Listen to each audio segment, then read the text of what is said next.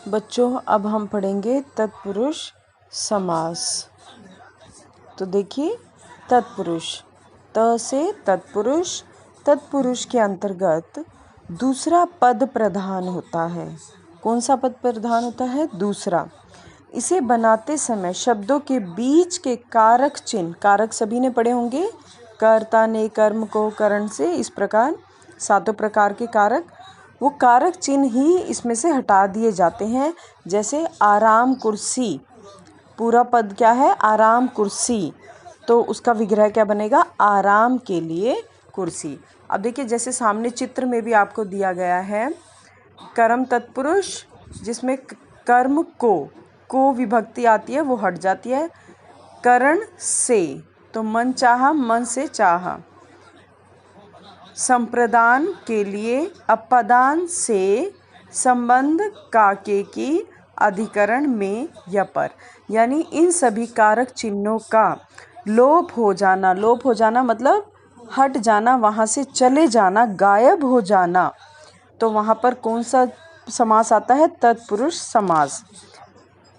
अब एक उदाहरण के द्वारा मैं स्पष्ट करना चाहूँगी कि कर्म तत्पुरुष में देखिए, इस तत्पुरुष में कर्म की विभक्ति को का लोप हो जाता है। कर्म की जो विभक्ति कौन सी है? को का लोप हो जाता है। जैसे यश प्राप्त, यश को प्राप्त।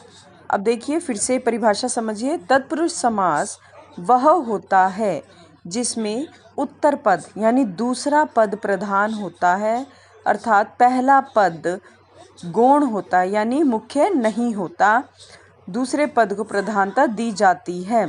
समास करते वक्त बीच की जो विभक्ति है वह हट जाती है, उसका लोप हो जाता है। इस समास में आने वाले कारक चिन्हों को, से, के लिए, से, का, के, की, में, पर आदि का लोप हो जाता है। अब दूसरा देखिए करण तत्पुरुष। करण तत्पुरुष में से विभक्ति का लोप होता है। कर्म को करण से, तो से का जैसे हस्त लिखित, हस्त से लिखित। मन चाहा, मन से चाहा। दूसरा है संप्रदान तत्पुरुष, इसमें संप्रदान विभक्ति होती है के लिए, तो के लिए का लोप हो जाता है। जैसे परीक्षा भवन, परीक्षा के लिए भवन। अन्य उदाहरण देखिए यहाँ पर जो आपके सामने, मूर्ति को बनाने वाला, मूर्तिकार, तो को हट गया है यहाँ। काल को जीतने वाला, कालजयी। राजा को धोखा देने वाला, राजद्रोही। खुद को मारने वाला, आत्मघाती। मांस खाने वाला, मांसाहारी। शाक, शाक यानी सब्जी, फल सब्जियाँ को खाने वाला, शाकाहारी। अपादान का एक उदाहरण देखेंगे। अपादान में लगती है से विभक्ति। कर्म को करण से, संप्रदान के लिए अपादान से, तो से का यहाँ पर है जैसे बंधन मुक्त, बंधन से मुक्त। राष्ट्र, राह भ्रष्ट, राह से भ्रष्ट।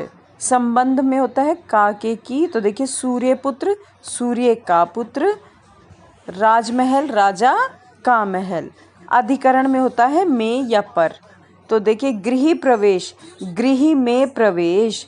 वनवास, वन में वास। अब आपके समक्ष बहुत सारे उदाहरण हैं, इन उदाहरणों को आप पढ़कर समझ सकते हैं। जैसे घुड़ दौड़, घोड़ों की दौड़। राजदूत, राजा का दूत।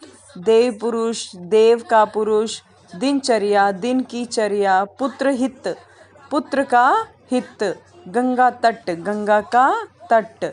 कृष्ण मंदिर, कृष्ण का मंदिर। देश रक्षा, देश की रक्षा। राम भक्त, राम का भक्त। तो इस प्रकार ये संपूर्ण तत्पुरुष समास के कुछ उदाहरण हैं जिसमें कारक विभक्तियों का लोप हो जाता है, यानी कारक विभक्तियाँ। तो तत्पुरुष में सभी जो कारक हैं, कारक चिन्ह हैं, उनका लोप होकर एक समस्त पद बनता है। जैसे हम कहें राष्ट्र का पति, तो यहाँ क विभक्ति का लोप कर दे तो शब्द बनेगा राष्ट्रपति। तो इस प्रकार हमें तत्पुरुष समास समझ आ गया होगा।